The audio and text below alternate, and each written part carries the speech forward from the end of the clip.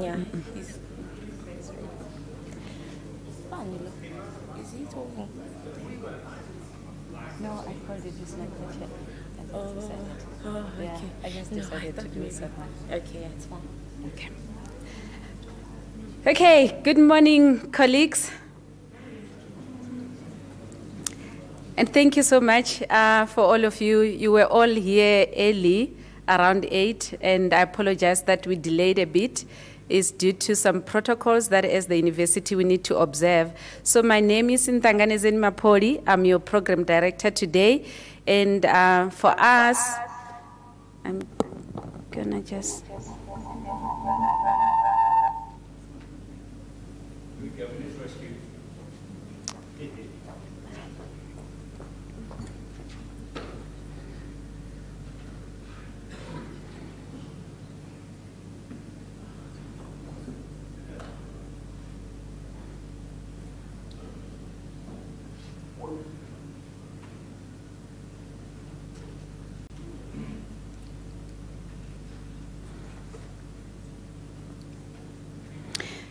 So let me welcome also our colleagues that are joining us online and all the colleagues that are here. So firstly, I'm going to give an opportunity to Prof. Mahanu to introduce our Vice Principal today, and then we can continue. Thank you so much.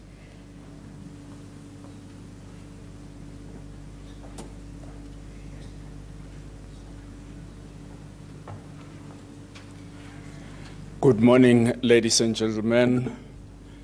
I trust that you are well and looking forward for the informative engagements that have been planned for this day. We are grateful about what transpired yesterday. We all went home, with a lot of amazement at the level of engagements that actually transpired. I said to Professor Leonard, as we were doing quick reflections, that what actually transpired yesterday, it's a signal of greater things still to happen out of this forum. And I would want to encourage you to continue being committed to the endeavors that are planned for this particular forum. My task is to introduce our Vice Principal, who gives oversight to the portfolio of research, postgraduate studies, innovation, and commercialization. That is Professor Tenjiwe Meyiwa. We are grateful that she is with us. The Vice Chancellor is on the way. She will be arriving very soon. And as soon as she arrives, Professor Tenjiwe Meyiwa will take the platform to introduce the Vice Chancellor. But we nonetheless want to express our deep sense of gratitude to them because they always have to contend with hectic schedules on a daily basis. In my language, there is an adage that says, "Tiro hadilatsane." In any day, there will be competing priorities. Now, these priorities do not obliterate one another. They must happen. We must master the wisdom to ensure that all the priorities or the tasks aligned for the day happen, though it will be a multiplicity of them. Now, to demonstrate their commitment and passion about what is happening, on a Tuesday, every Tuesday, they have the university executive management meeting starting at 8 o'clock. Extending up until the afternoon because the business of the university is bulkier. Now, because of this very event, they have deferred the onset of their MENCOM to 11 o'clock this morning. So what a sacrifice Professor Tenjiwe Meyiwa And please express our gratitude to the Vice-Chancellor as soon as she comes. Those will be my remarks, Program Director, Professor Mapodi. Much more appreciated for the moment. Right. Thank you.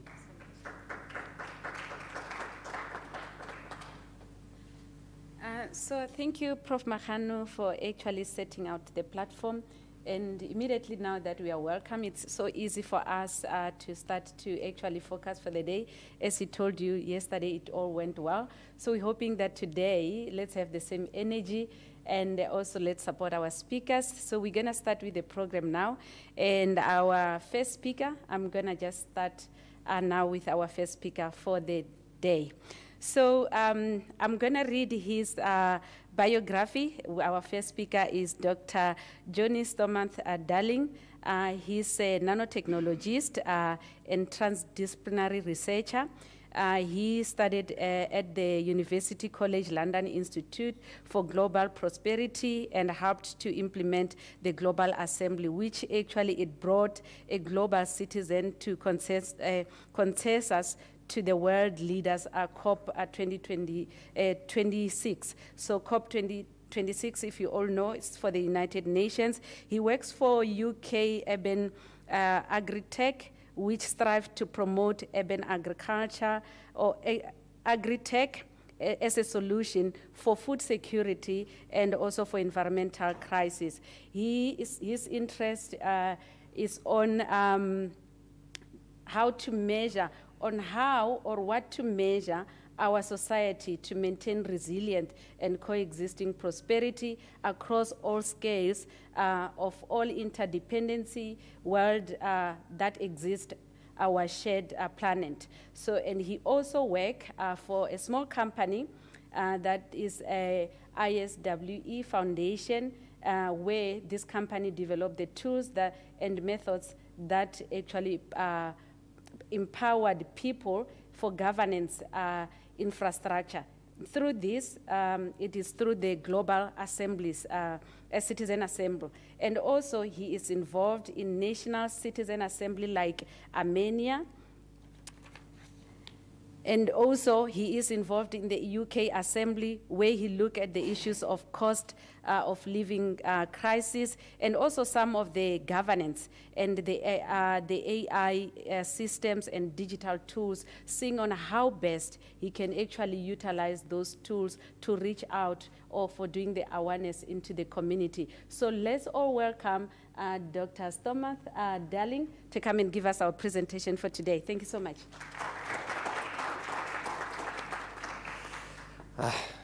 Thank you very much, Program Director, for that. Sorry, I didn't realize that was such a long introduction. I added a bit and forgot what was already there. But yeah, I just put up a bit more context here because I thought you might wonder why there was a guy from Scotland here. And you can see on the right, I've spent a lot of time at university, so I'm quite far on the academic side of things, but trying not to be too much.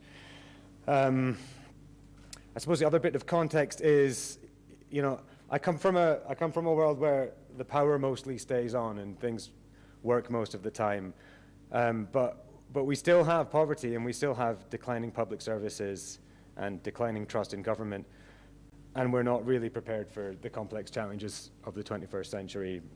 So, you know, there's problems everywhere. Anyway, day two. Let's hear it for day two.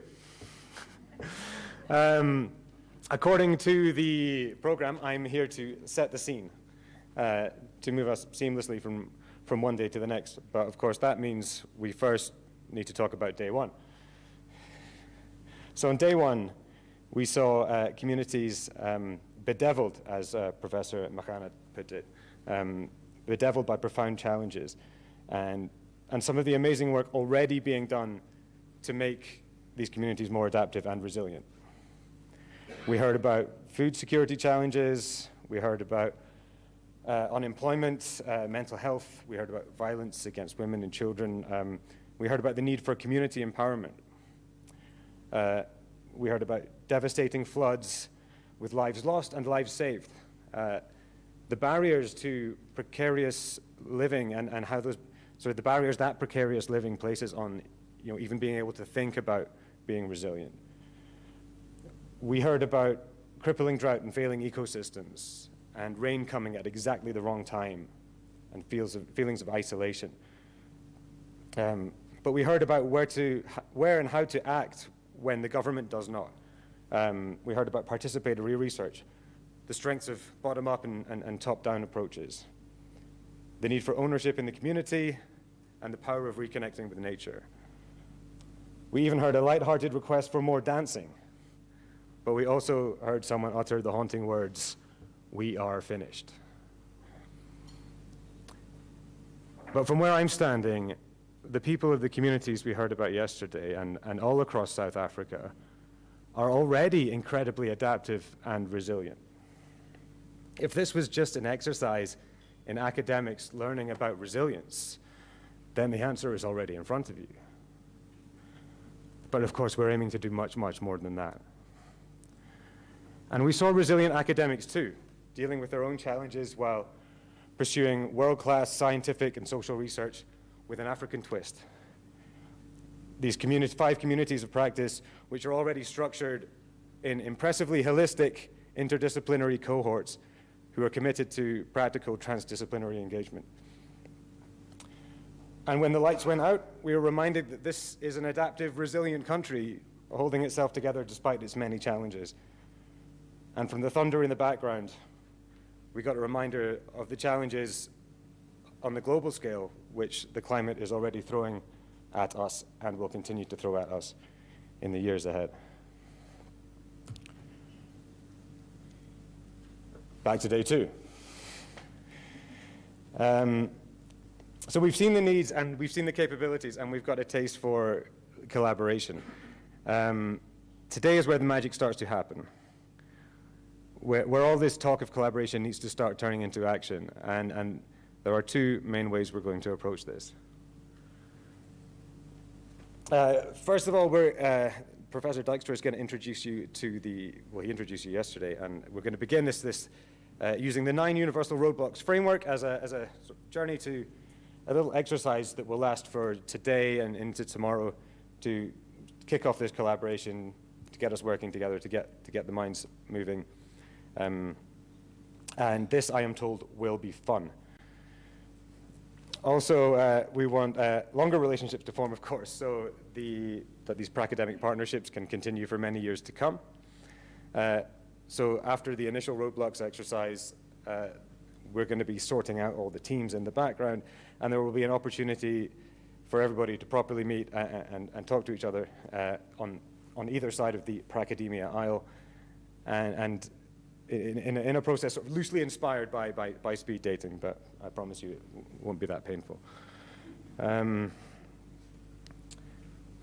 that's where these relationships will begin to flourish, of course. And I'll explain all this after, later on. Now, I'm very conscious here of my position as something of an imposter, perhaps, or an outsider. But and I know I'm not going to tell anybody what to do. But I do have the stage, so I'm going to just say a little something about the 2 lenses I'm using to see this. And you never know, it might be mildly insightful. So first of all, the global prosperity lens. When I transitioned away from nanotechnology, I went to University College London and this place called the Institute for Global Prosperity. The philosophy there is founded on the dangers of a single-minded focus on GDP growth and a recognition that there are many more things which need to be measured and optimized for if we are to deliver true prosperity. But these things are different everywhere. The work at that institute also started with the, also started with the question, they would always start everything with the question, what does prosperity mean to you? And this came up several times yesterday. Mr. Kevin Johansson described how solutions for one community could not be copy and pasted to another one, even if it's just down the road. And this was also mentioned perhaps most concisely by Dr. James when she said that we must describe before we prescribe. So there's no one recipe for prosperity, just as there is no one recipe for adaptation and resilience. In fact, I like to think of it more as local prosperities, because that's really what we're talking about here. And these are crucially enabled by adaptive resilience and can't happen without it. In a particular place, set in a backdrop of the wider world, interconnected globe of local prosperities, every link in the chain, every community important as the next. The second lens is the lens of a crisis in governance. In my day job with the ISWE Foundation, one of the underlying assumptions of our theory of change is that all the crises we face, we call it the polycrisis sometimes, all these crises are a symptom of a deeper systemic crisis in governance itself. And so we're developing deliberative processes like citizens' assemblies where representative groups of ordinary people get together to discuss the difficult issues which governments can't or won't deal with. And we try to do this at all scales, from global to local, and try to get these scales to talk to each other and make it more glocal, if you will. An important part of that assumption is the assumption that the government won't necessarily act or listen to what comes out of these assembly processes. As was mentioned, we were recently involved in a process in Armenia, a country with many challenges of its own, and they knew that their government wouldn't listen. So they were running a citizens' deliberative process to suggest recommendations for what to do about the future of their country. And knowing that government wouldn't listen, they built an affiliation network of NGOs and business communities and other civil society organizations, the church. And they built this network so that this network could take forward the recommendations from this assembly of ordinary Armenians. And that feels to me like another kind of transdisciplinary collaboration. They built their own infrastructure for change. And I think the COE, the Center of Excellence, can be something like this. With the challenges defined by people on the ground, collaborating across this transdisciplinary space with academics and probably others to make the change they need happen and to make it sustainable. Okay, back to today. I can do circles as well as squares. And here's your very simple Venn diagram just to remind us what's going on here. We've got our prac and we've got our academia over here. And so local definitions of prosperity and knowledge and tools fit for the context coming from one side, multidisciplinary scientific rigor and established platforms for dissemination, funding, and awareness raising coming from the other side. I put a couple of jargon words there. I think of docking as this way of interfacing with power holders and other actors who can take things forward. And interoperability is this idea of someone likes interoperability. That's actually where I contradict everything I just said about prosperity and resilience being a locally defined thing. Sometimes things do work in other places, and in that case, I think the academic sphere can be that kind of translation layer and that communication layer where these ideas can be transmitted through. But what's in the middle? Well, lots of things are in the middle. The whole Center of Excellence is in the middle of this. But today, I think what we're doing is we're starting with something that was mentioned yesterday, which is that we all need to speak a language that we all understand. And this comes on to the first of Professor Dijkstra's roadblocks, which is the common frame of reference. And we'll start building this today, but this will be something that needs to be nurtured in the collaborations going forward consistently. So nearly finished. Yesterday, Dr. James presented a framing of a high road and a low road. High road, low road. I have a slightly different version of that. In my high road, I'm thinking about the officially sanctioned top-down approach, the guidelines from the World Bank, Wall Street, IMF, misguided charitable efforts, the one that doesn't consider the local context, the hopes that with certain institutions that create modern financialized citizens and other broad brush initiatives, that growth will trickle down and raise everybody up. The low road in my head is a bit more like business as usual, you know.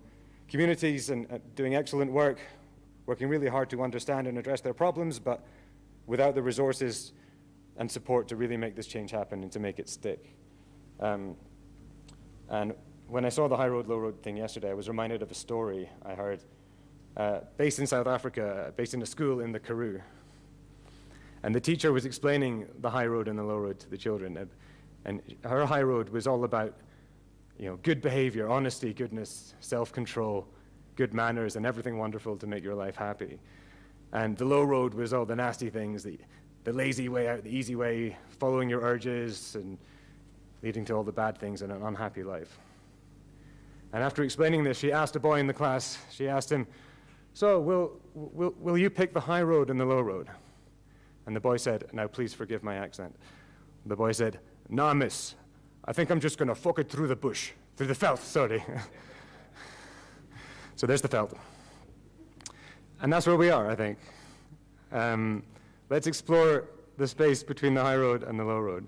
Let's explore the veld and see what we can find. And while we do, I plagiarized some of the questions Professor Leonard mentioned at the end of yesterday, and let's keep these in our minds. I'm not going to go through them, but they're there. And let's importantly think about how we might answer them. Thank you.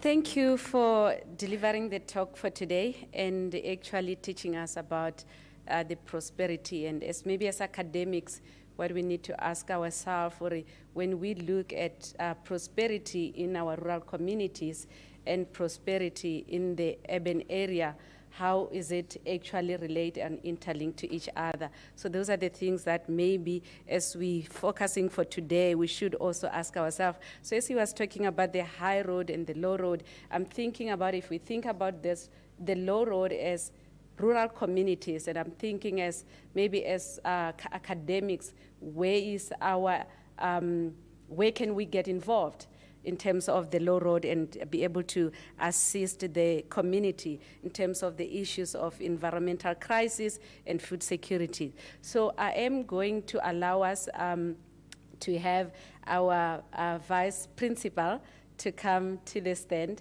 and introduce our VC today. And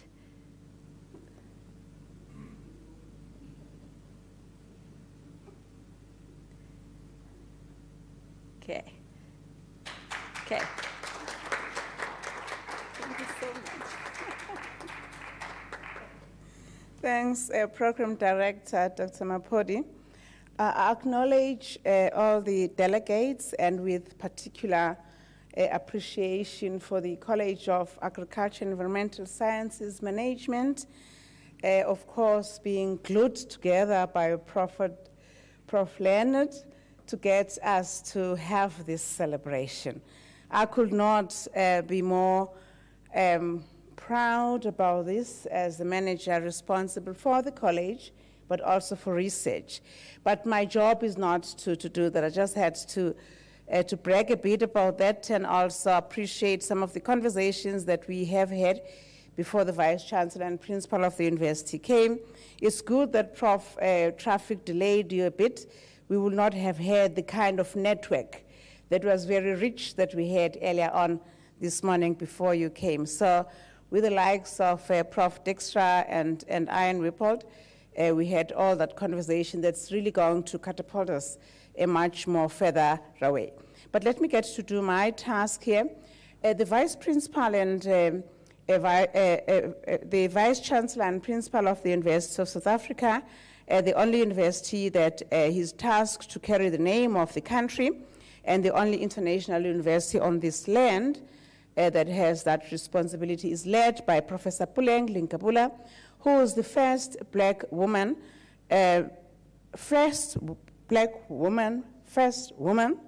to actually also head this institution, the mega institution of the country, in 150 years almost.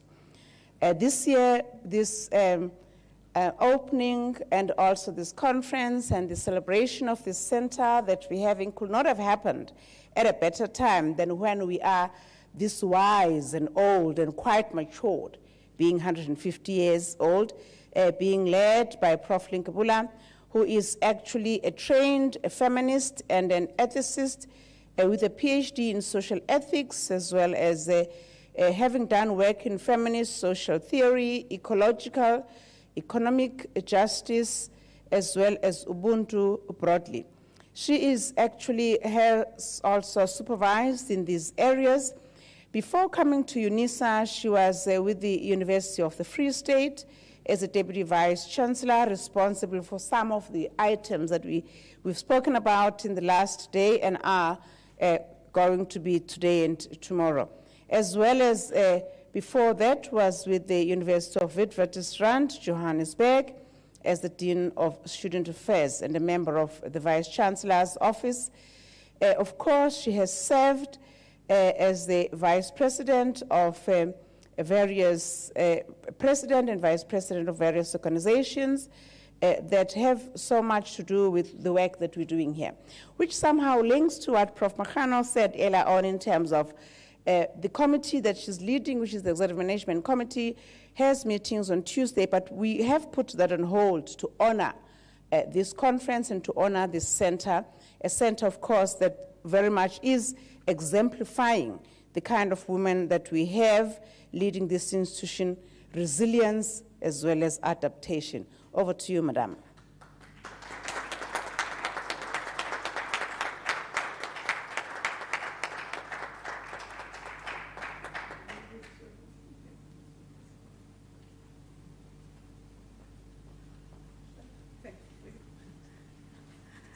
Good morning. Good morning. I want to apologize. We could not agree with my accompanier which road to take. Mine was N1.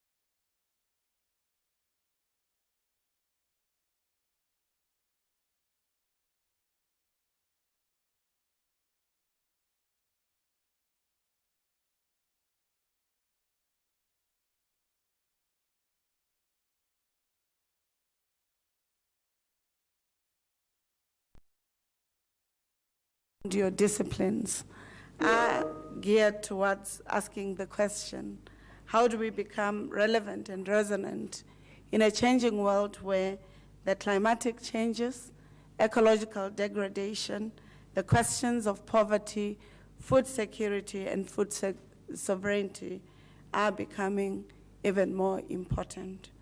What do we do in a geopolitical context and contestations where the policy systems and the encounter with one another have implications for science, agricultural systems, environmental systems, and South Africa? And how do we, in these contexts, ensure that science, communities, and science and society becomes an enabler in the quest for solutions to the problems that societies at large, but societies here in South Africa contend with? I think these are important questions that colleges such as the college here are grappling with, and not only grappling with as a college, but within a context of a country that is shaping its democratic systems, attempting to answer these ecological, climatic, but also how to ensure that science is at the center of the decision systems, but also the praxis of it becomes resonant to the ambitions of a flourishing society. When I came here, Professor Mahano, I had to ask myself, what would I be saying to people who can create new seeds, who can create new flowers, new trees, who can also create genes that may also stop the seeds from growing. I was asking myself the questions, what do I do in the context where science has not generally been of service to society, but has sometimes alienated society? How do we at UNISA ensure that science becomes a resource to ensuring that the quest for solutions? So in the context of South Africa, I recognize that because of the geopolitical contestation in Russia and Ukraine, the questions around fertilizers, food security, and the competitiveness of South Africa's development, but also on the grain systems, has become one key question.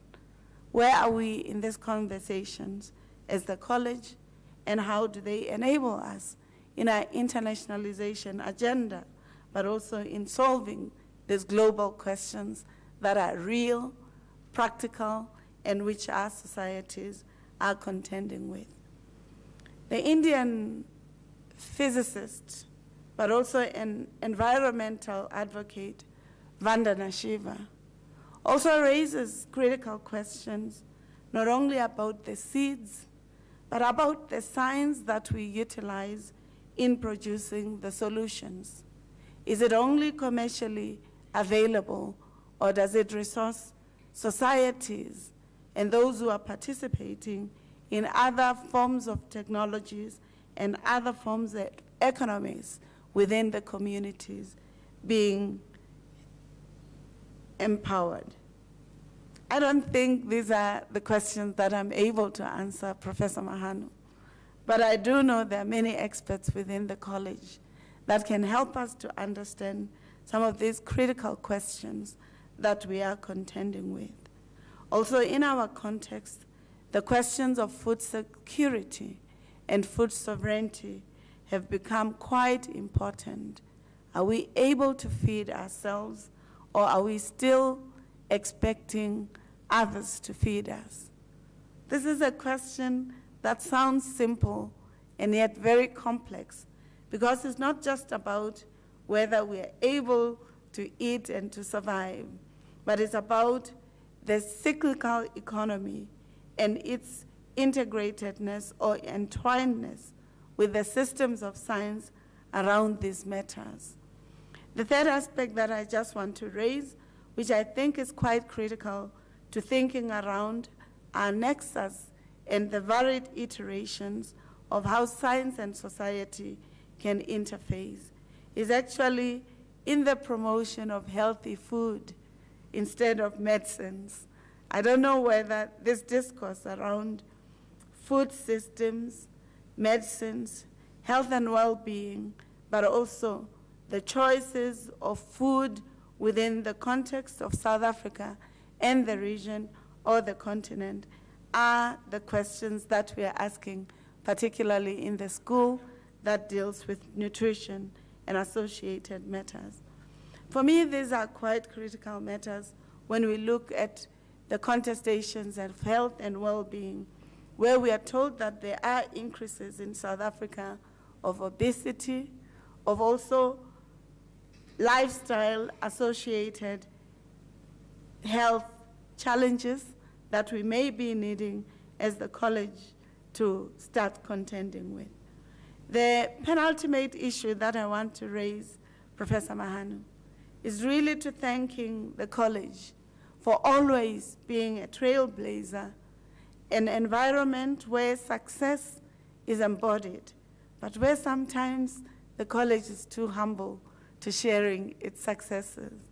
I think as we celebrate 150 years of UNISA's existence, the contribution of this college, a very important player within the university system. The question is, how do we reclaim veterinary sciences as an area that this university could set out, given that only one university in our country generally has a fully fledged veterinary sciences school or college. I want to therefore request, as we think about science and society, the role of the college in South Africa, in the continent, and in the world. How do we look into the partnerships that you, Professor Mahanu, were also at the center of enabling me and the university to cultivating? The partnership with the African continent, which you've been pursuing, and the universities within South Africa. But more importantly, the three partnerships that I think are quite integral for the college that we must optimize as fast as we should are the partnerships that you were central to following through on with the French institutions that we had requested you to representing the University of South Africa in the bilaterals and multilateral agreements between South Africa and France.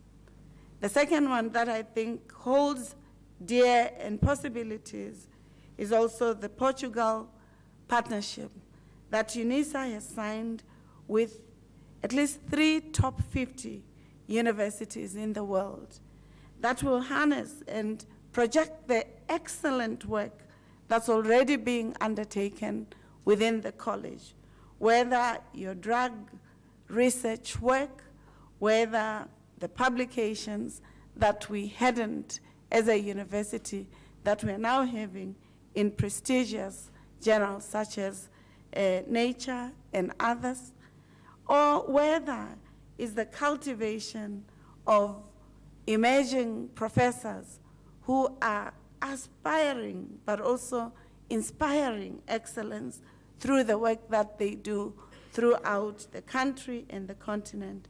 And finally, Professor Mahanu, the bilaterals that Professor Meiwa and myself would have talked about around the Canada-South Africa bilateral systems that our Department of Science and Technology, the National Research Foundation, as well as the Agricultural Research Council are pursuing on our behalf.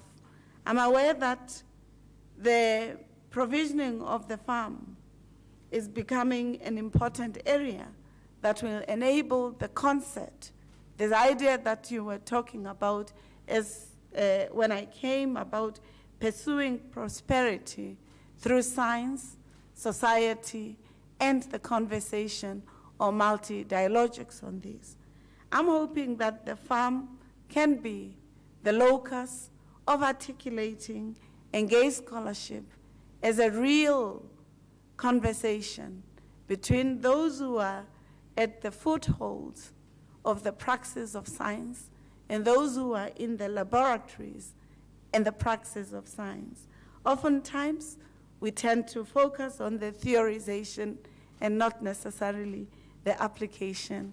Professor Meiwa has told me that she has set aside investments to ensuring that our research, whether as theory or the nexus of theory and praxis, and the aspiration for claiming intellectual property rights in the areas that we work in, and articulating those into commercial products, processes, systems, and ideas that can enable the university to succeeding will become investment decisions that we will make in this year so that we enhance and support the work that you're doing as a college.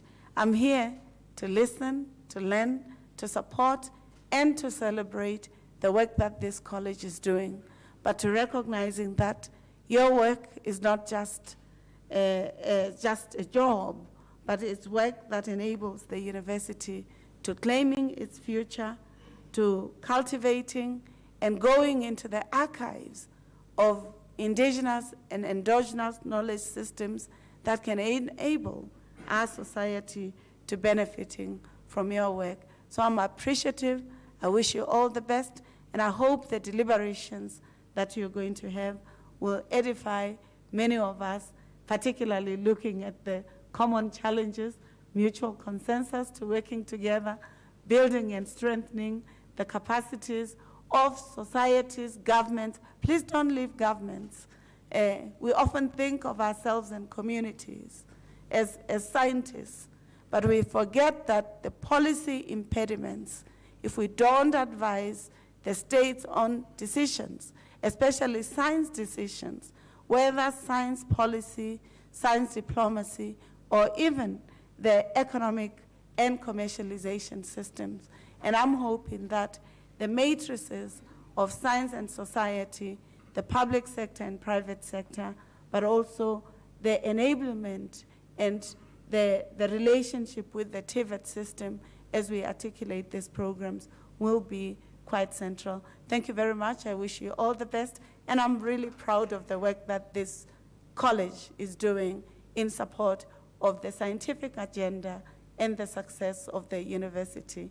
Thank you very much. I wish you 150 years. Thank you.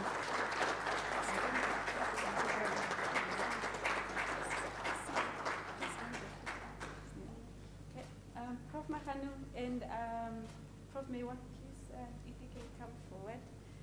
We would like to honor our management, especially when they have actually graced us, because we know that their schedule is so busy. So we're thinking that we allow Prof. Mahanu to actually hand in some gifts to them. So I'm told that there are delegates from Denmark, the UK, and all over the world. Please feel welcome.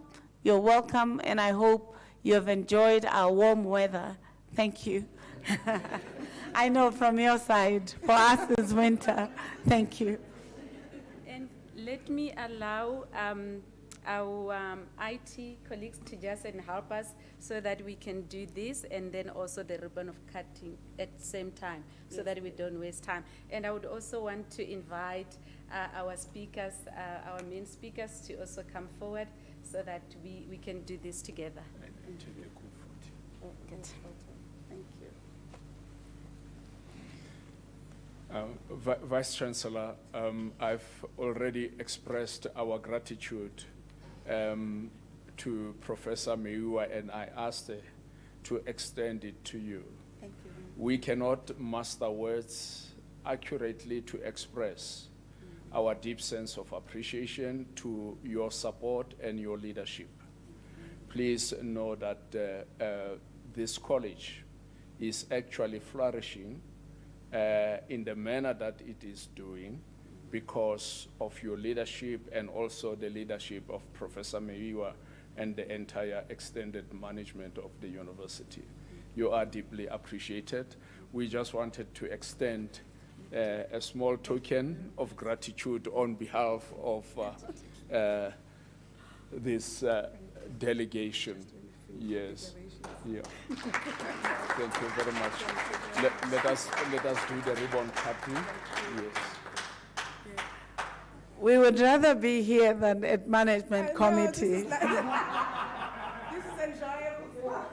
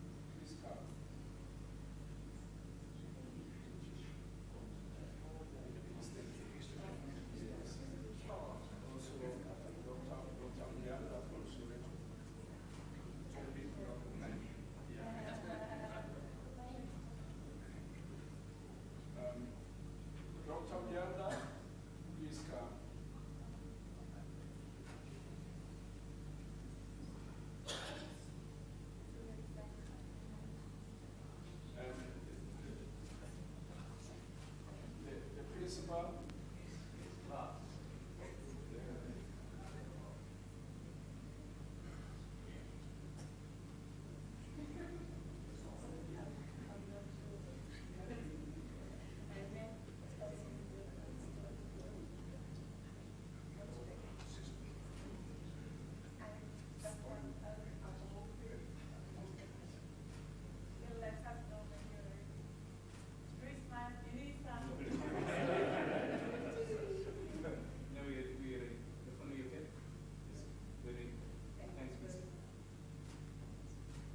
Smiles.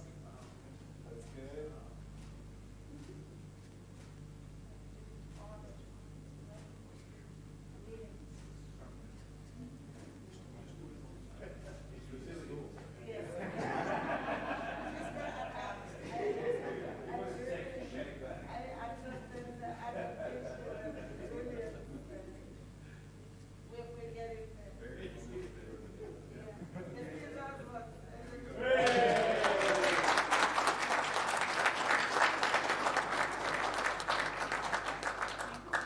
Now the center is launched. Congratulations. Yes.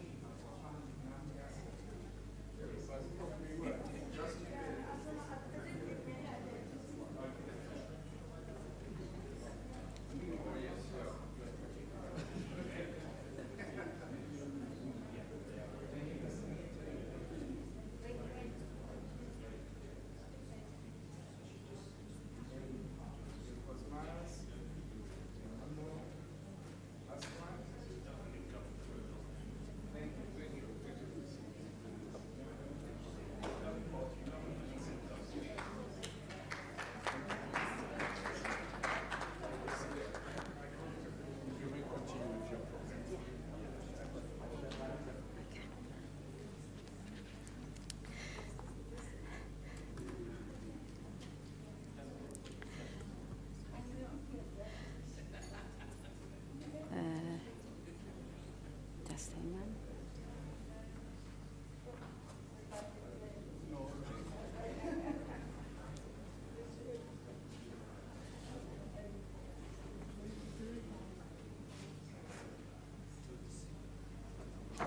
Okay. So colleagues, thank you so much, Madam VC, for this honor, and the Vice Principal. We really appreciate this honor for today.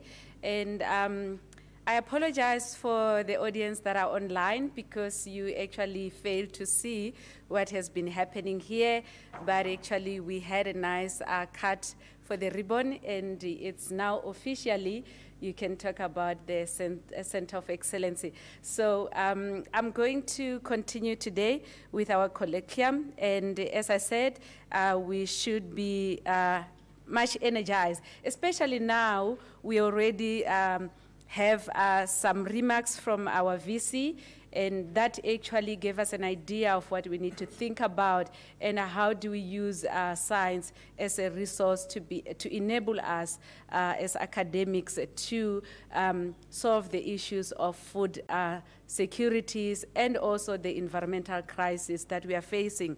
So I think this will give you an idea of what you will be pounding on as the day goes today. So let's continue with the program for today. So our next speaker is Professor Dexter. He has been already introduced yesterday, but I will still tell you that he works, or he is, just give me a second so that I have all my things ready. So he is the founder and director of Daily Impact Emergency Management. So he is based in Netherlands, and he has more than 25 years of experience in terms of international emergency management experiences. And he talks about a lot in terms of policies to practice, and I would allow him to come in because yesterday we already did his full bio. Thank you so much. Prof, come in.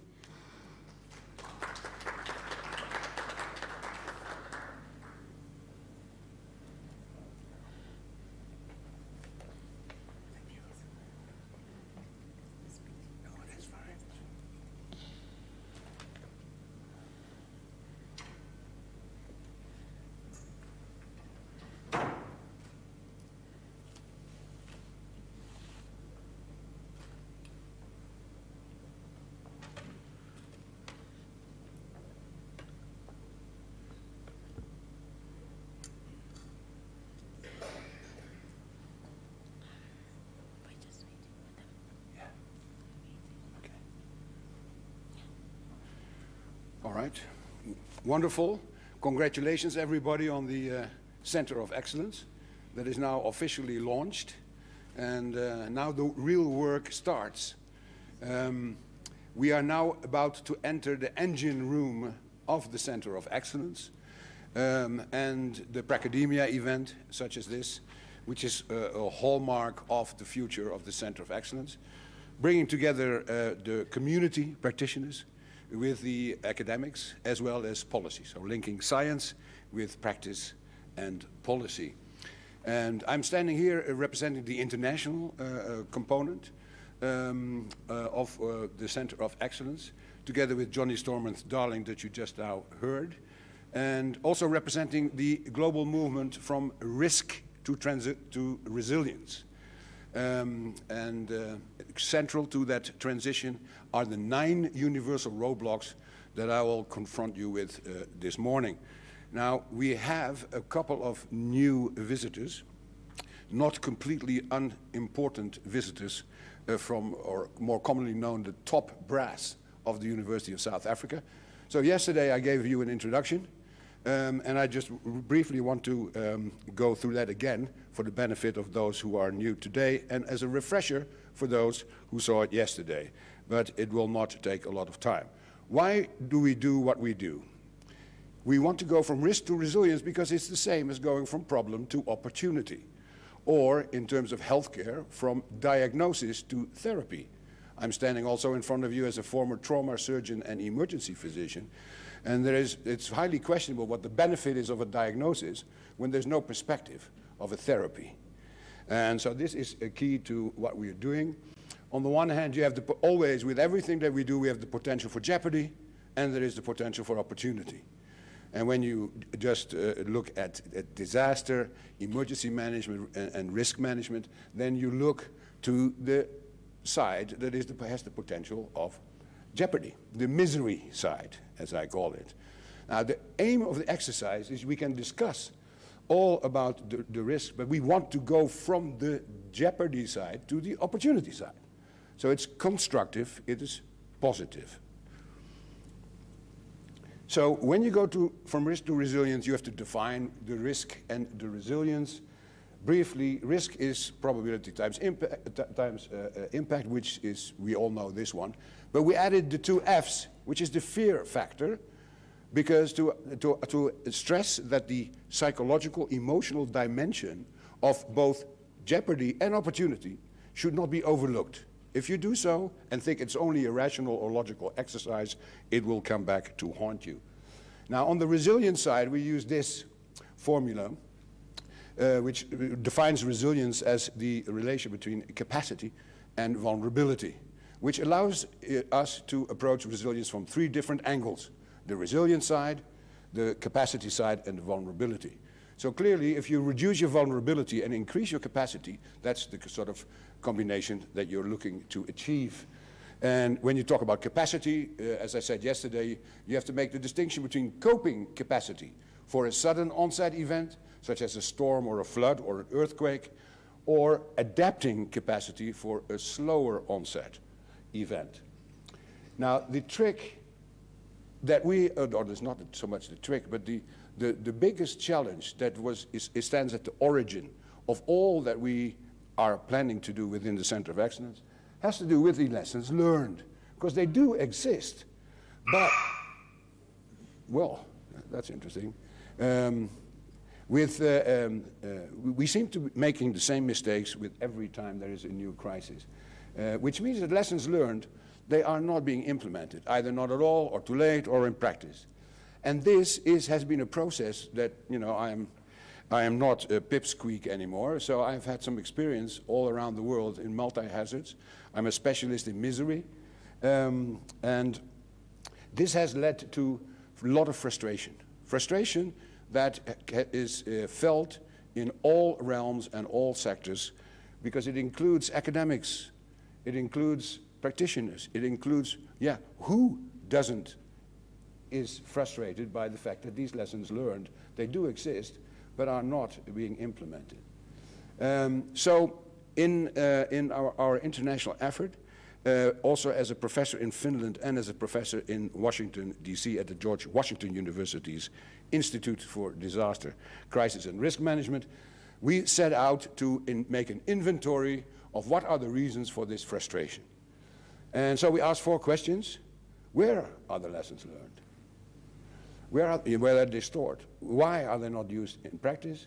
What are the roadblocks that stand in the way? And how can we solve them? So we put these 4 questions in front of pretty much every group that was frustrated by the fact that these lessons learned were not being implemented. And just to give you an idea, because I talk about linking science with practice and with policy, here is some snapshots of examples of sectors and organizations and countries and institutions from science and from practice and from policy who were involved in answering these 4 questions. So here you see a lot of different of these efforts, initiatives, activities, and the results of that is all feeding into this Center of Excellence. And so what we found when we did this transdisciplinary research, we identified from all the causes of this frustration, the 2 overarching categories were fragmentation and lack of impact. And during yesterday's presentation, we have heard numerous examples of the problems of fragmentation and lack of impact. So the long list of all these causes for the frustration that are universally felt in every sector in every country is a common frame of reference. Number 2, as lessons learned, the distance between policy and practice, fragmentation, and the competition between risk, response, and consequence management, whereas it should be one functional unit. Pre-impact versus post-impact, what is the divide here? Universal motivator, we talk about the return on investment as well as finally the question, how good is good enough? And what we did with these 9 roadblocks, these 9 universal roadblocks, we put them into a model for use. And here you see the model, as I explained yesterday, it's 2 halves of one cake with the 9 roadblocks dotted on the rim of the cake in a certain order, in sequence, depending on whether they're more closely aligned with fragmentation or with lack of impact. Now, what we did, these decades of transdisciplinary research, led to the 9 universal roadblocks model, which is our roadblocks for the implementation of lessons learned, as well as for the transition from risk to resilience. And this leads to an important question. And that is the first question that you will answer today later on, because you will get a sheet today, and we will put you to work. And I'll come back to that with what we would like to extract from you in terms of information to be used for the future. The question is, what are we afraid of? Or an even better version is, what should we be afraid of?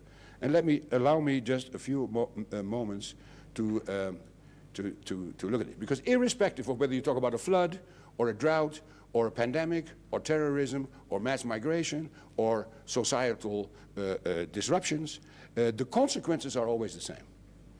It's a disruption of essential services, which also known as critical infrastructure. And so that answers the question, resilience of what?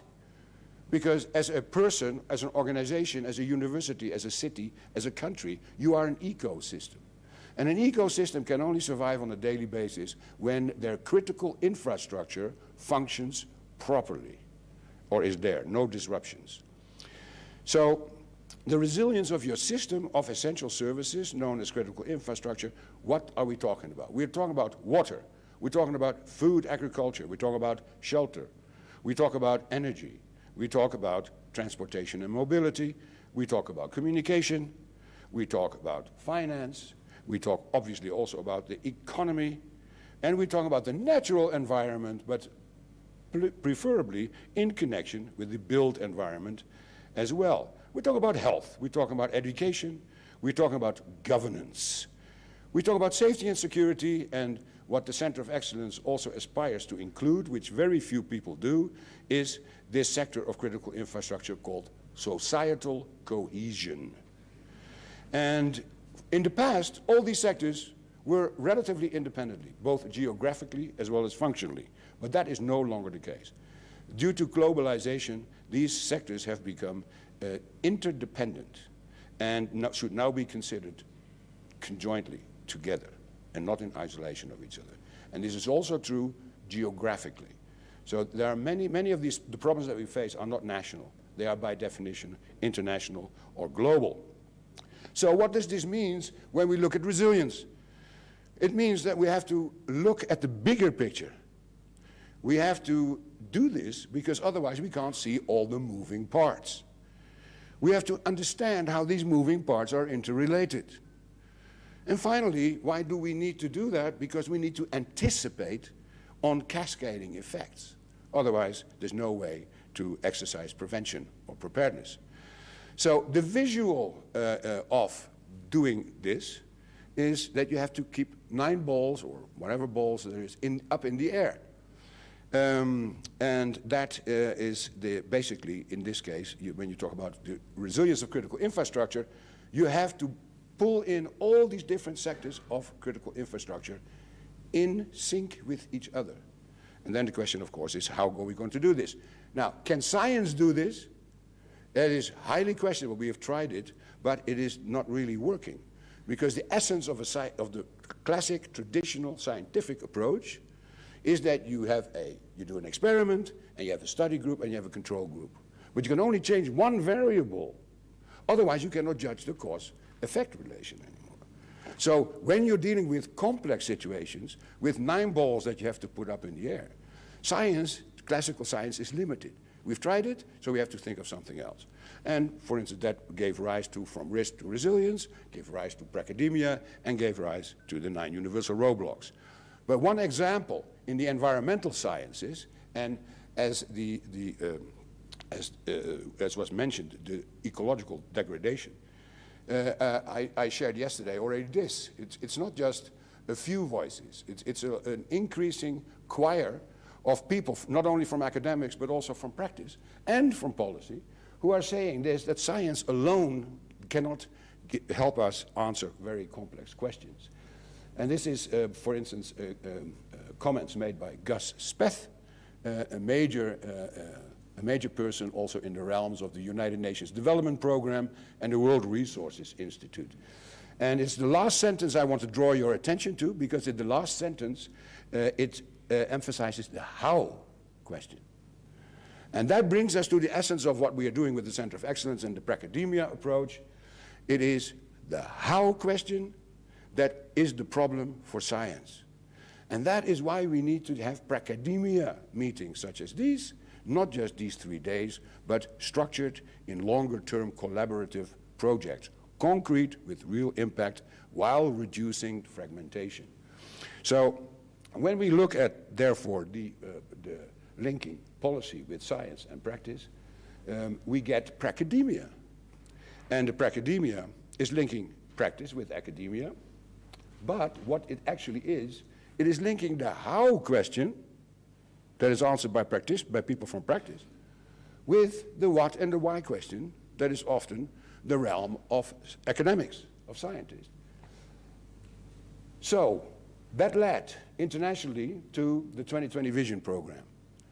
2020 Vision, for those of you who are unfamiliar with this, is when you get your eyes checked and you have 2020 Vision, then you can see things for what they are. And that's an element of resilience that is often not adequately.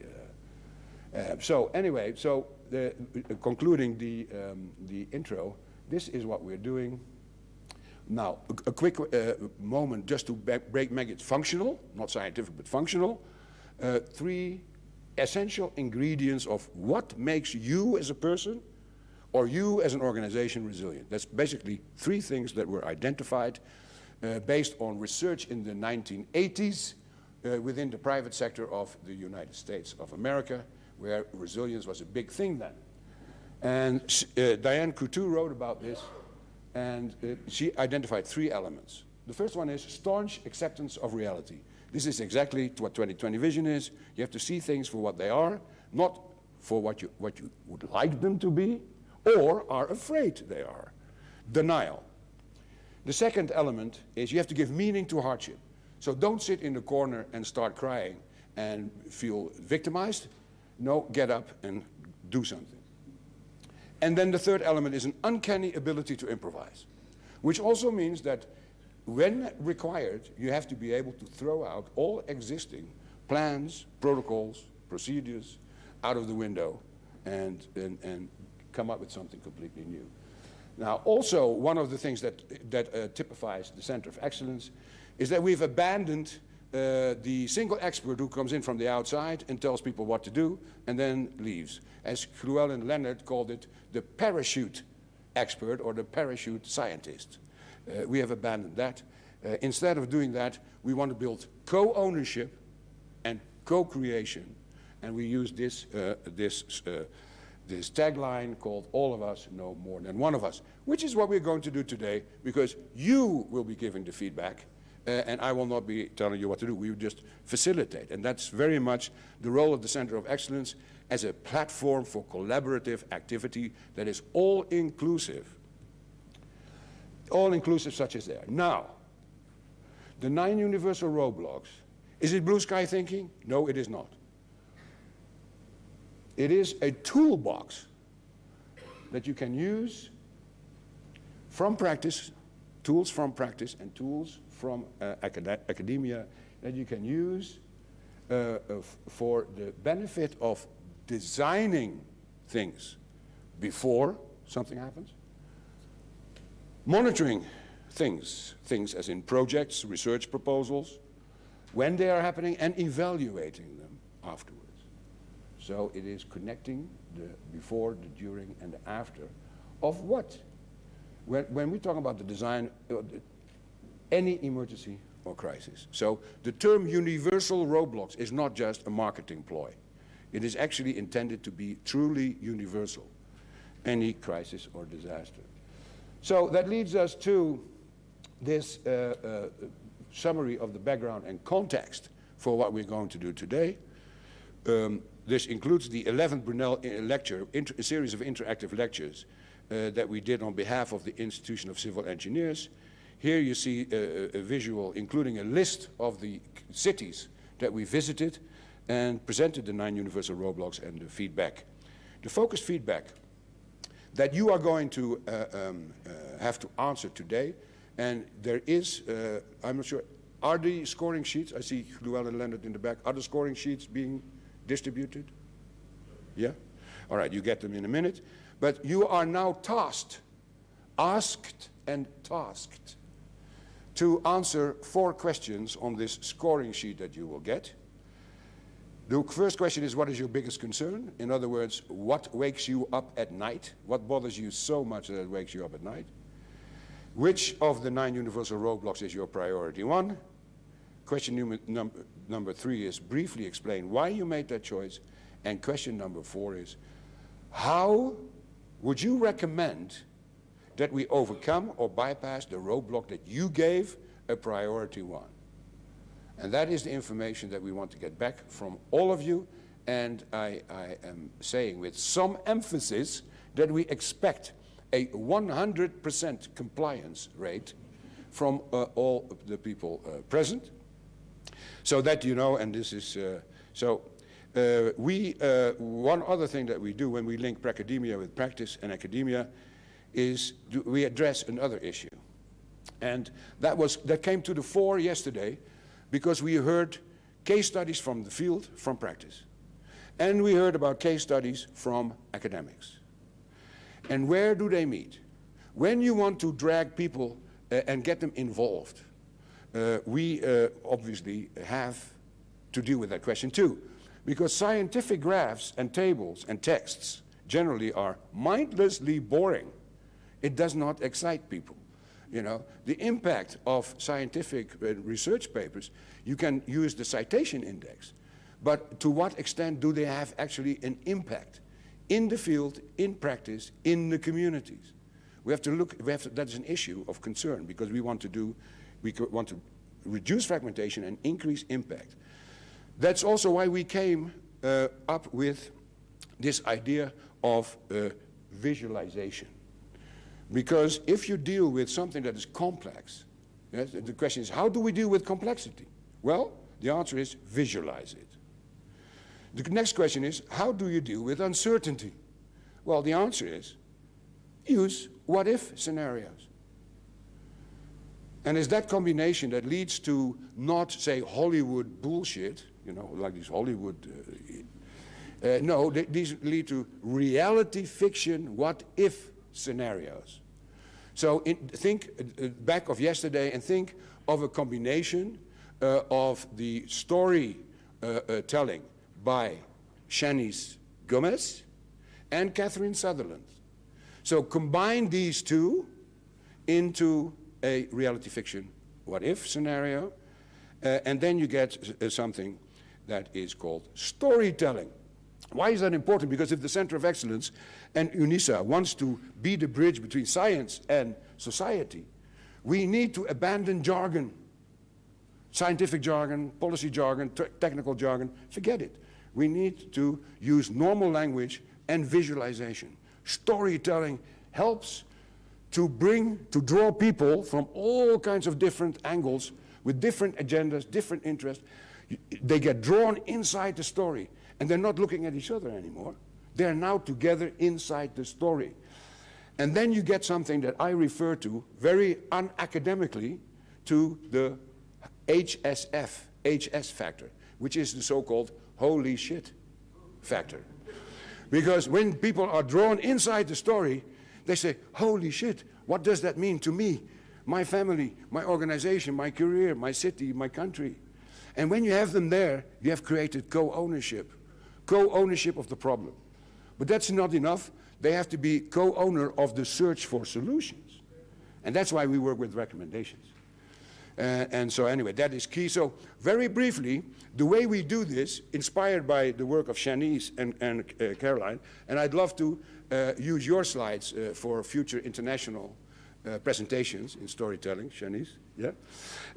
Because that's why I decided to give you a flood scenario. So a quick exercise that is typically pracademic. So now all of a sudden, you are now city administrators. So you're not what you normally are, you now are a city manager.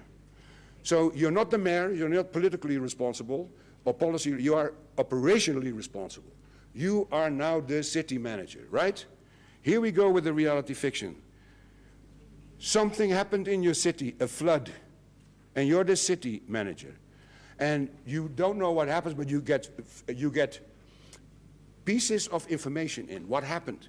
Well, the first thing that they tell you as the city manager is all utilities are down. So there's no electricity anymore, there's no water, there's no sanitation, utilities down. That's bad news. The second thing is there is a flood, and you have areas of the city that are being flooded, as you can see here. So what you need to do is, there is a leak there at the top. Water is coming in. So what you need to do as the city manager, this is your responsibility, You have to plug that hole in order to stop the water coming in, and then you need pumps to get the water that's already in out. That is your task. Now, I'm asking you as a city manager, where is the material that you're going to use to plug that hole? Do you know where it is? You know what it is? And how are you going to get it there? Have you thought about this before? Are you now going to think about this? All right. Next problem that you have is your transportation system is out. Because your road network is not usable anymore. So how are you going to get that stuff to this hole, to plug that hole? Problem. How are you going to solve this? Have you thought about this before, or just now starting? Another issue is your electricity is out. You don't want to know how much dependent we are on electricity. Well, actually, South Africa is a shining, or not so shining, example of this problem, which euphemistically is called load shedding, but actually it's blackout, you know. So anyway, and also how long that lasts, because it also means that at night it's dark, and when it's dark you can't do anything. Yeah. So the next morning you wake up and you decide as the city manager, okay, we can't use the roads, we are going by water. All right. How many boats or other floating devices do you have in your city? Do you know where? Do you have that information at your fingertips? Do you know where they are, how to mobilize it, who's going to manage it? Have you thought about this before, or do you start talking about it or thinking about it right now? One of the problems that is brought to your attention as a city manager is you have problems with migration. People are on the move because they try to escape from the water and land onto the land, and you have people that are stuck on land and they want to escape by way of water. So you get these kind of trouble spots with incoming and outgoing traffic, and this creates a lot of problems. So you decide as the city manager, we're going by air. All right. How many planes, helicopters, hot air balloons, or other floating devices do you have available to use? Because you need to use it to remove people from spots where there are hazards, that people should not be there, to other places. As we heard yesterday, after a flood, the people need first water and then food and then shelter. So they have to be moved. So then another problem is brought to your attention. Because it is very hot, humid, and it's summer, and you have a lot of human remains. You have casualties.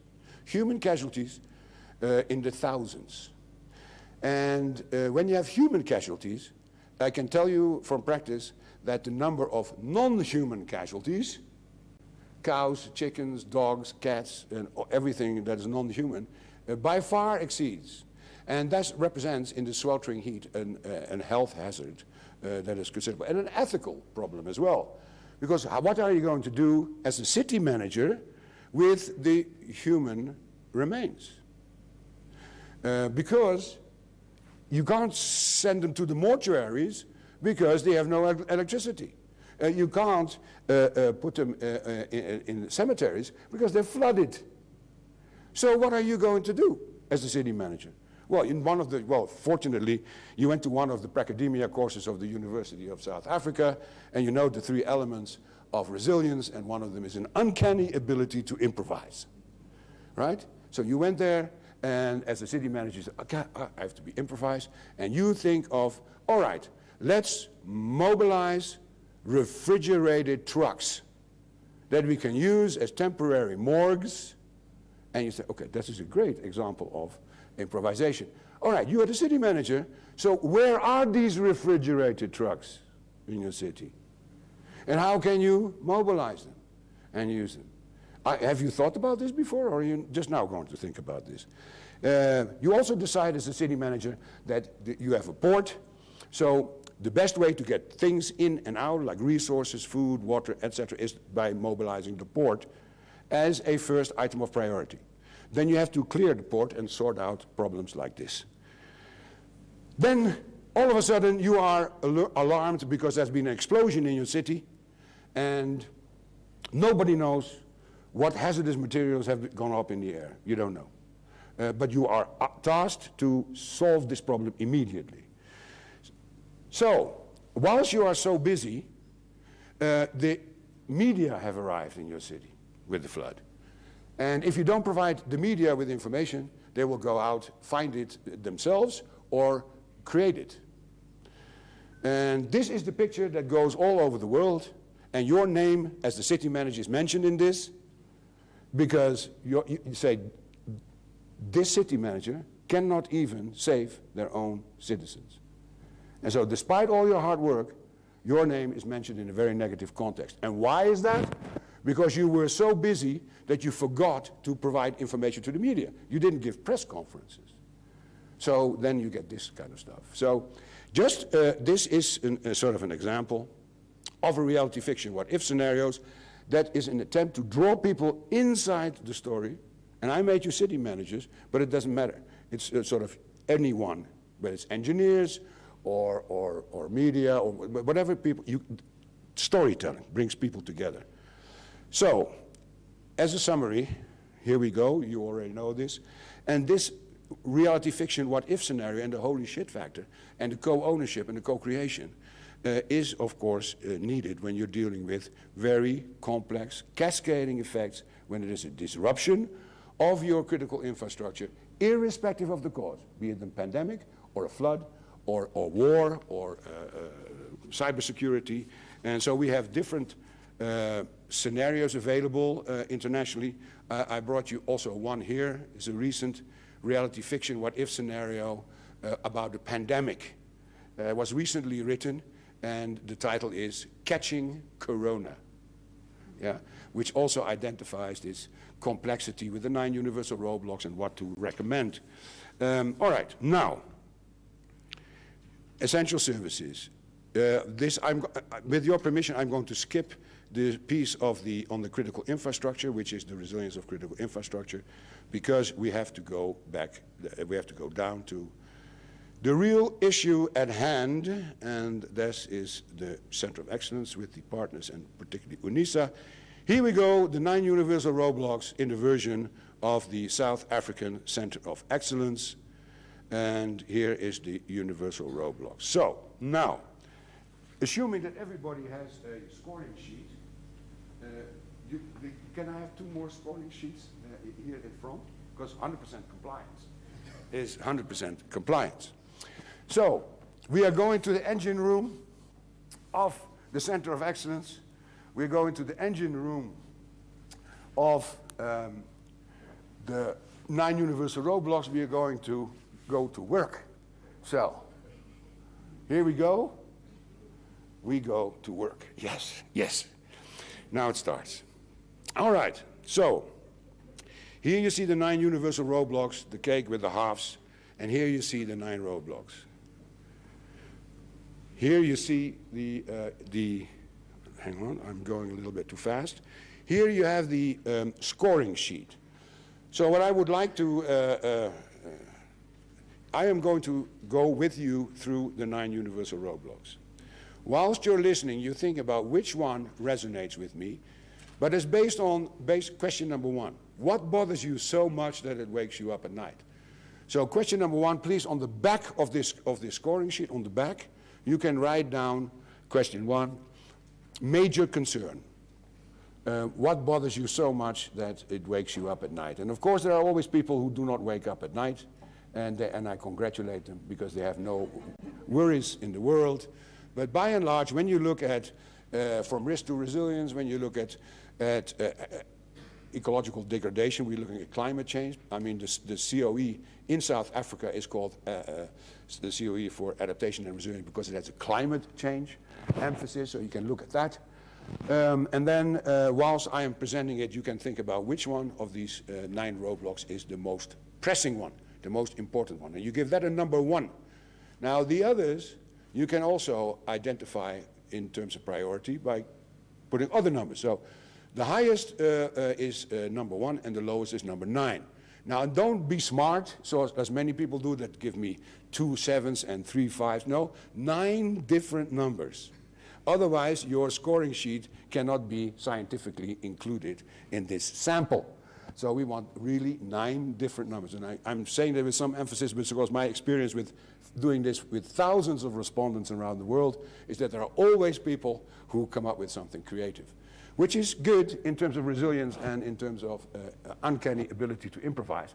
But in this case, please stick to the scientific protocol of writing down 9 different numbers. And then question number 3, also on the back, please. Briefly explain why you made that choice. And the number 4 question, also on the back, is what do you recommend on how? So don't tell me what you're going to do. We want to know how you're going to do this. And I'll get back to this difference between the what and the how question. And please put your name on top. Forget the email address because we have it anyway. But there you can say that what do you represent the academic side of the house, or do you represent the practitioner, the practice side of the house? So for instance, say an A for an academic and a P for practice. Yeah? Set that on there as well. And then I have, finally, when I'm done, I have a final surprise for you that you can add also on the front. So here we go. Number 1, common frame of reference. As Johnny Stormer Darling already mentioned, it is roadblock number 1, and it has to do with are we speaking the same language? And I give you for each roadblock a number of statements and a number of questions. You can let them sink in briefly and then sort of classify it in your head, and then later on you can add the numbers on the screen. All right, so here is number 1 on the scoring sheet and in the model. This is the overarching problem. How are we doing on togetherness? And togetherness falls apart in many different elements. The first one is, do we speak the same language? And we are not only talking here about language, we're also talking here about connotation. Because many people use the same words, but they mean something completely different. And there are plenty of examples, but that's one. Semantics and terminology. Now, then another other things to consider is, do we actually all agree that there actually is a problem or a crisis? What the nature is, and do we actually does it need to be resolved, or is it something that we call risk appetite? So this is another question to ask, and perhaps an often non-asked question in terms of a common frame of reference is this one. Do we have the right people in the room to address this? Yeah, these are the kind of questions that are imperative. And also yesterday we heard examples of roadblock number 1. The second one is lessons learned. Here as a number 2 in your roadblock scoring sheet, and there it is in the model. Because the lessons learned is right in the middle of fragmentation and lack of impact. Did we learn from past experience? Do we learn from past experience or not?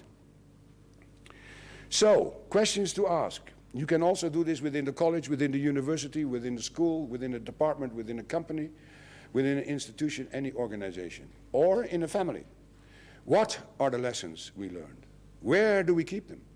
Where is this central library? It's amazing that a lot of organizations, public and private, they have no central repository, no central library where they keep them. There's nobody in charge of such a library if there already is one. And how proactive are we in getting the message out? Because the essence of a library is sort of, depends on people visiting the library. The library doesn't go out into the community. No, you have to go visit the library and then search and find. And that's it. And then you leave again. But that's not proactive. Okay, and then also, are we aware of what the roadblocks are that stand in the way of implementing them? And can we figure out a way to overcome them? Now we have number 3. That is policy versus practice. And also there, we heard many examples yesterday. All 9 roadblocks, but particularly this one as well. Here it is in the model. Here it is on your scoring sheet. And this is truly a global problem. Because the policy side emphasizes the intention, and practice produces the results. And there is a functional distance between policy and practice. Policy's intentions are generally good, because we mean well, at least most of the times, right? and in practice, the results are not always that good. So how come? How come? And if there is such a distance, how might we shorten that distance? We have plenty of people on the practice side, and we have plenty of people on the policy side. But the middle terrain, in between policy and practice, we need people there who know enough about policy and enough about practice to seemingly without effort cycle back and forth between the two, and while cycling like a zipper, reduce that functional distance and bring it together. And that is one of the challenges also for the Center of Excellence and for our future work and for the University of South Africa, is if we don't have enough of these people on the middle terrain, then where can we find them? And what kind of training and background do they need to have? And also there we saw examples yesterday. We heard convicts from prisons who are being trained to get involved in agriculture. We heard about youth unemployment. When you talk about the resilience of critical infrastructure and the need to invest in maintaining that critical infrastructure, for instance, in South Africa, and you have a very youthful population that is unemployed, then you might want to consider training your youth to be employed in the maintenance of all these sectors of critical infrastructure, and not by infrastructure, but by the total. So that might be something to consider. Number 4, fragmentation in a stricter sense. Here it is in the scoring sheet, here it is in the model. So basically the question, and we also heard this yesterday, and we will hear this continuously in the future as well, because after all, they are universal problems. At least that's the idea. How can we cross-connect? Can we cross-connect? Silos, sectors, disciplines, and great people, great talent, great skills, and they do great stuff. But they don't know each other. They don't work together. They don't exchange information. In times of crisis, so you can connect people, but you also have to make space for what they call unified command in the military domain, which is called one captain on a ship. Because when the proverbial shit hits the fan, you can't have 25 captains to get together and communicate with each other. What are we going to do? You need one who can make the decision. That's called unified command. Or even 25 captains on a ship is like the European Union, and 250 captains on a ship is like the United Nations. Both of them have no executive mandate. They have a legislative mandate. And you need to deal with crisis, you need to have an executive mandate. All right, so the question here is, how are we doing on cross-connecting? And can we think smart ways of creating a consensus, but that also allowed for unified command and decision-making? Number 5 is risk, response, and consequence management. Here on the model, here on the scoring sheet. The question is, how can we integrate this? Because there is almost outright competition between people that are involved in risk, people that are involved in response fixation, and consequence management. Now, when you think about this, and you don't have to be a rocket scientist, you just have to use your common sense to realize that functionally, the pre-impact risk, the peri-impact response management, and the post-impact consequence management should be one functional unity. It's a trinity. So you have to build a box around it and manage that box, and not those individual components. So how are we going to do this? All right. So different planets, but we have to make sure that everybody realizes that they're actually on the same planet. Number 6 of the 9 universal roadblocks is pre-impact versus post-impact. And this is also something that, when you look at it from a common sense perspective, it's as clear as anything that, what you need and what you need to do is to repair your roof when the sun is shining. And what do? Silly people that we are, we wait until it starts to rain, and then we repair our roof. Well, when we know it's not smart, but, why do we do that? When I was in the United States and working with FEMA on the many crises there, Senior officials from FEMA, they told me, say, Ilko, we have concluded that there is a design flaw in the human race. I said, okay, what is that design flaw? And they told me, we are doomed to be reactive, and we will never become proactive. And I said, I understand what you're saying and why you're saying it, but I'm not there yet to agree that this is the conclusion. Let's first try and think of smart ways how we can get people to become more proactive when they look at the potential for jeopardy. So anyway, also financially and ethically and functionally, it makes more sense to invest before something happens rather than scrambling to address the problems after something has happened, certainly when there is a disruption of your critical infrastructure, as I pointed out in the reality fiction what-if scenario of a flood, and you realize now because you were the city manager. So, is it an unavoidable design flaw in humans, or can we think of smart ways to make ourselves and others more proactive? And what we want to do with the Center of Excellence in the future for these kind of pracademia events is, and we call upon you to, for each of these roadblocks, come with one visual. So one picture that is the epitome, the definition, that everybody understands this roadblock. So I don't have to explain it, just show the picture. Now, for this roadblock, number 6, we found a picture, a visual, that tells you the whole story much better than I could communicate with you or the other people who are trained to be 9 universal roadblocks instructor trainers, which I'll come to in a minute. Anyway, this picture is this one.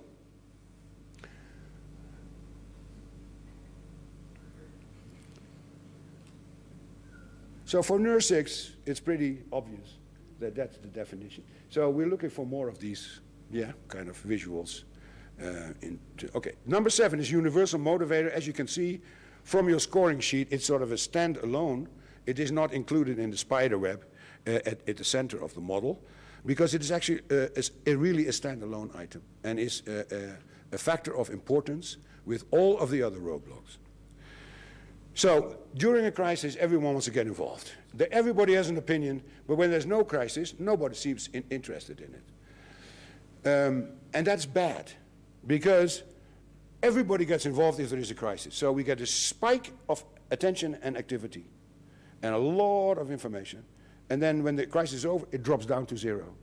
And then we wait till the next crisis, and then we get again a spike of information, particularly when the media show us the misery, and then we go down again, and so on. So there is the line goes like this. And what we want to see, progress, we want to see this line. So how can we create an opportunity for people to stay focused, to get a sense of urgency that is not only there when something happens, but also before and after, and take advantage of the lessons learned and create progress? And we want your recommendations on this. And why is that important? Well, if we don't, progress is 0. Number 8, we are at the return on investment. Now, when I go to an investment company and I said, I want to have $15 million US, and then I get the question, well, what do I get back for my 15 million or 30 million, whatever? Now, when I say, well, I want to use the money to build a bridge. Now, a bridge is a real thing, right? You can walk over it, you can see it, you can jump from it, you can charge money to drive over it, and whatever. It's a tangible product with a tangible benefit, and that's easy to make a business case. Now, if I go to the same investor and say I want $30 million, and then I get the answer, what do I get back for it? Well, I'm going to build you a system that when things go wrong, they will not go as badly wrong as they otherwise would have gone. Now, a traditional investor is not going to be too happy providing $30 million for something like this. So we have to be creative in how we present the business case. Now, climate change offers here a tremendous opportunity to overcome these problems. But still, we have to figure out how we're going to do it. Not what we're going to do it, how. This Thursday, after this conference is over, Thursday, I give another workshop for the Crisis and Disaster Resilience Fund and ISS Africa, and there will be a lot of people from the private industry there, from financial institutions.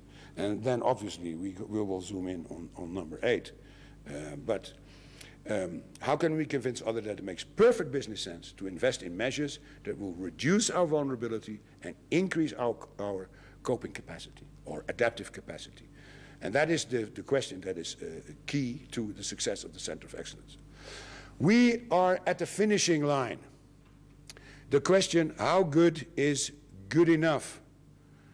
It's a very interesting question because it actually forces you to quantify what the result is you want to achieve. In other words, what is it we want to settle for? Yeah? How good is good enough? It defines what we will consider a success and what a failure. We also talked about this yesterday. We had the presentation from the water company person, Xylem, and you saw the percentages of how, what they were actually achieving. So how good is good enough? It's like in healthcare, for instance. It is like when somebody calls your alarm number and says, we have a heart attack, so there's no breathing, no pulse, right? Then you have to be there with somebody with a defibrillator and medical knowledge within 5 minutes. Because otherwise, every passing minute, your survival rate goes down 50%. But I'm not saying you have to do it, but that's an example of how good is good enough. When there is a flood, a major disaster, for instance, in the United States, they have a rule that you have to be able to look after yourself for the first 72 hours. Because it takes 3 days before any kind of structured, organized assistance can be delivered from the outside. So when you know that, then you know that you have to prep, not for a nuclear war, but you have to be able to sustain yourself for 3 days. Little things like this, how good is good enough? But we see, unfortunately, that this question is not asked very often, let alone answered. And that has to do with this accountability issue. Because when you pose this question and you answer this question, how good is good enough, then people become accountable, not for their intentions, but for the results. And many policy people, they want to be held accountable for their intentions and not for their results. And that's why you hear a lot of people say, we did well, but we can do better. Yeah? That sounds great, but it is absolutely bullshit, right? Because it means nothing. If you have not asked or answered the question, how good is good enough, then, then that is, yeah, nice, it sounds nice, just like the grass is green. Yeah, that sounds nice too. Anyway, so that is number 9, how good is good enough. So, we are now going to, you have to now score the 9 roadblocks, answer the 4 questions. What bothers you more than anything else? Number 2, which of these 9 roadblocks to you is the most important one? Give it the priority 1. Question number 3, briefly write down on the back why you made that choice. And number 4 is, how would you recommend that we think the Center of Excellence solve this particular roadblock?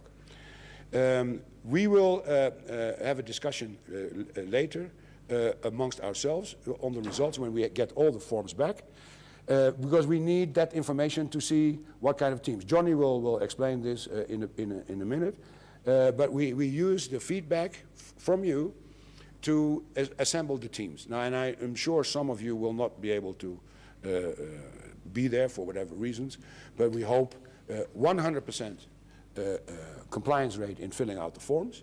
And then, when you can make it absolutely stay for today and for the showdown tomorrow afternoon, when the teams will present their recommendations.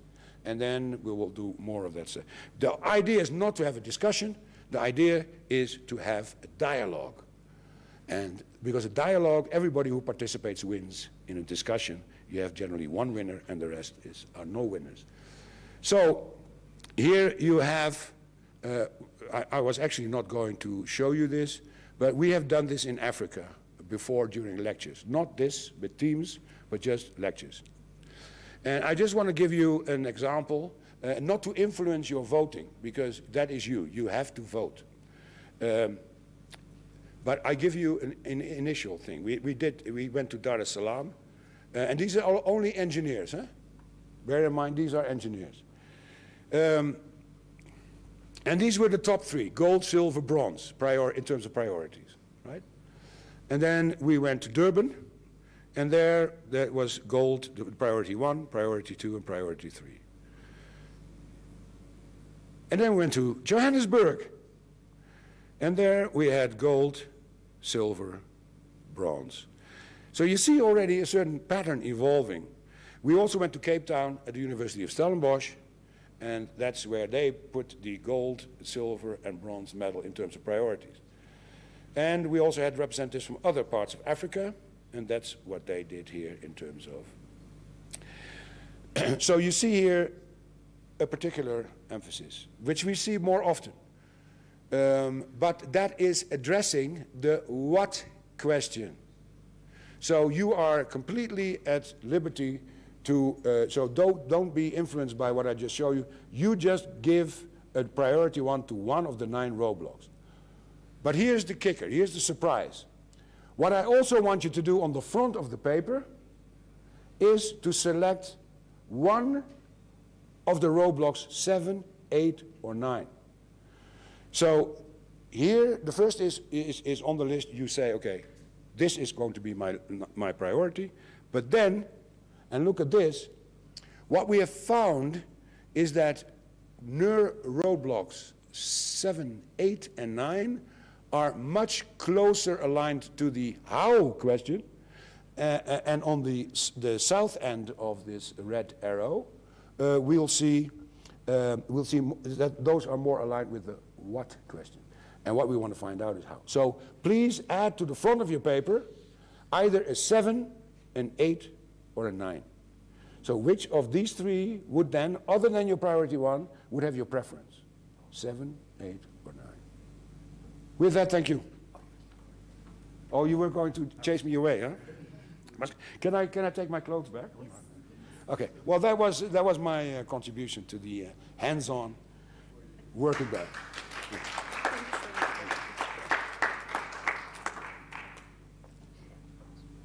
So, thank you so much, Prof. Before we even go forward, I think we're going to just take a break, allow the VC and the VP to walk out for their meeting, and then while we are having tea, and then we're going to have 15 minutes break, and that would also help us in terms of thinking of the next exercise that we'll be doing. So thank you so much, colleagues.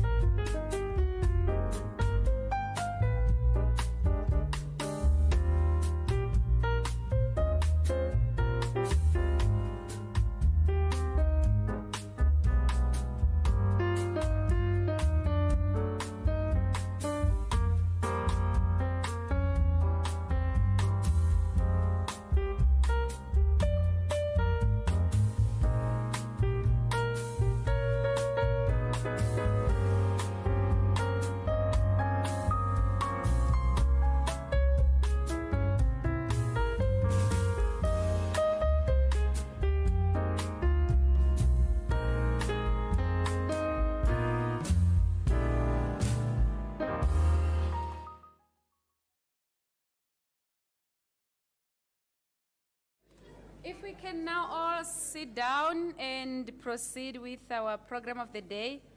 I know that people still want to mingle a bit, but I think we should keep going so that we can finish today's program. And also, at least being also mindful of our online audience so that we don't lose them. So we're going to continue now with our program for today. And I'm going to allow Dr. Stomath Darling to come up and then lead us for the next session. I could invite Ian as well. So come in because you're going to be facilitating. So this is my rebirth as a 37-year-old called Stomath Darling. Okay. Unmarried. Oh my gosh. Back in those days. Do we remember those days, Solly? 39, Ian. 39. Oh God, Really? he's half my age. So I want to take you through a case study that happened immediately before that break with Sogelo Labella. He was sitting over there. He's now left. He told me this morning, first thing, I'm leaving at the break. So I said, no, we're going to lock the doors. You've got to stay. And he says, no, I've got to go. Doctoral students. So then I walked over to him and I said, give me your sheet, please. And he said, well, he showed me a sheet which had nothing on it. So I said, let's fill it in. And I showed him my framework, which is on the board. So he said, oh, right. He said, I'm an academic. I said, that's exactly right. Academics answer these questions from the perspective of the COE, of UNISA. Community practitioners answer these questions from the perspective of the travails and challenges that they face in their communities. It will all come together. The words overlap, obviously. But it sort of comes together when Elko said the answer to the fourth question on the board, and here's the clue, how can the COE help to bypass? What can it do? I've got on my sheet leadership development at all levels. Boom. That's just mine. And then build a box, Elko's words, around different disciplines. Inclusive. Leadership, inclusion, and then I've got a training model that Kevin Johansson and I both love called the integral model, which is the stunner. There's a university in the western part of the United States called the Integral University. So that's sort of potential answers to how. Your biggest concern will relate almost certainly to your priority choice number one. So whatever you think from your perspective, either in COE terms or in your community terms, Sogelo, he said, I said, what's the problem? He wasn't listening. I said, what's the problem? He wasn't listening. The fourth time, what's the problem? Lack of infrastructure. Boom. I said, great, that's it. Boom. And then I said, which is the roadblock there? He looks at the sheet. Number 3, the distance between policy and practice. Boom. Then I said, why did you make that choice? He said, well, it's got to do with the policy making and then the non-implementation of policies. See what I mean by all comes together? What can the COE do? Consult with policymakers. Establish awareness programs for community development awareness. I've got my words a bit, Form coordinated community structures. Coordinated community structures that could get involved in all sorts of things. I don't want to lead your thinking, and I take that chance because I know you're all independent thinkers. That's very clear. After a day and a bit, you're not going to be led by what Sekolo said, or even what Ian said, not at all. You're going to think your own thinks. I'm just trying to help you with the context in which you do that thinking, community or university, and then it all comes together. And then we'll confirm that coordination in the small groups that we break you into later today and you work in tomorrow. Is that? I mean, there's got to be a balance here between having too rigorous a structure, and everybody says, "Oh God, this is rigorous structure," and allowing room for creativity. That's happening right now. We're being very creative in how we facilitate this. It doesn't necessarily happen exactly as we expected it to happen. And we crave your patience and indulgence for that. But that's sort of how it will work.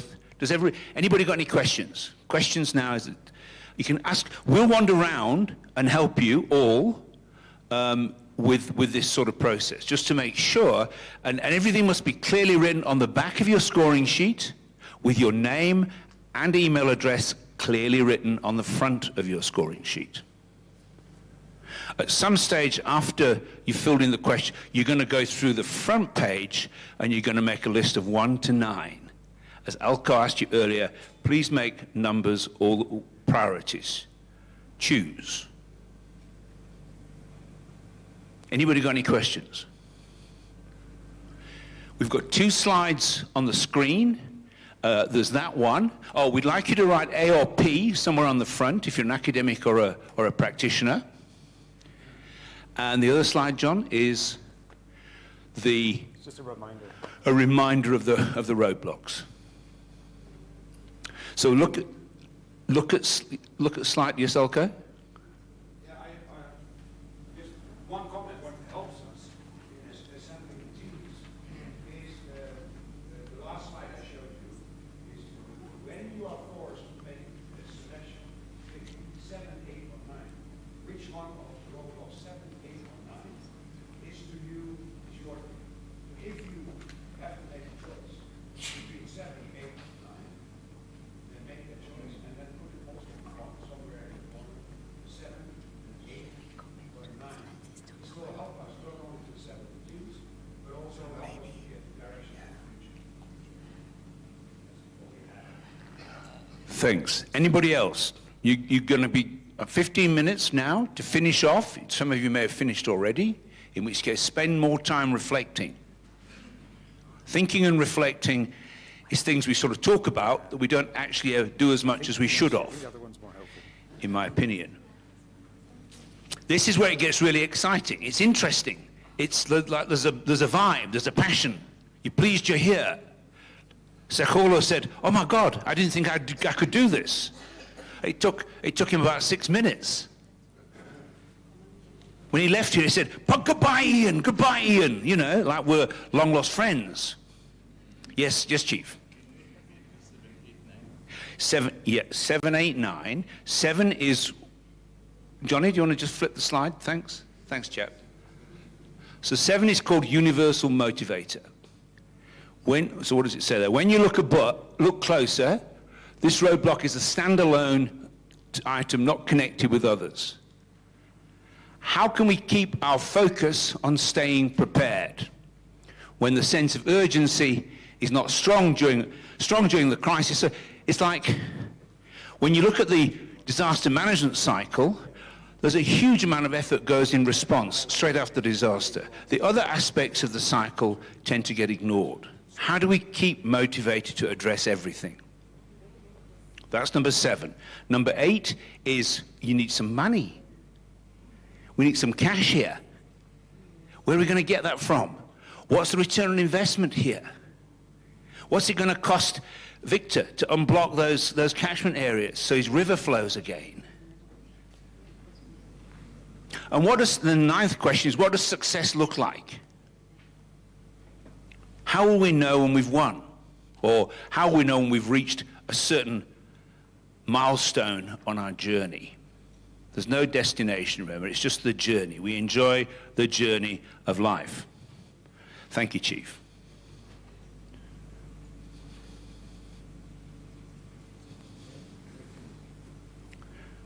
Mike? Yeah, well, we'll collect the sheets when you've all finished. Thank you. I might just talk through the speed dating now while people do that. Shall I? Shall I talk through the speed dating part and the structure of the afternoon? Give them time to do this. Give it a few more minutes. Yeah. Give me 10 minutes. Yeah, okay. 10 minutes. Don't break their concentration. No, don't worry about that one. That's where he was.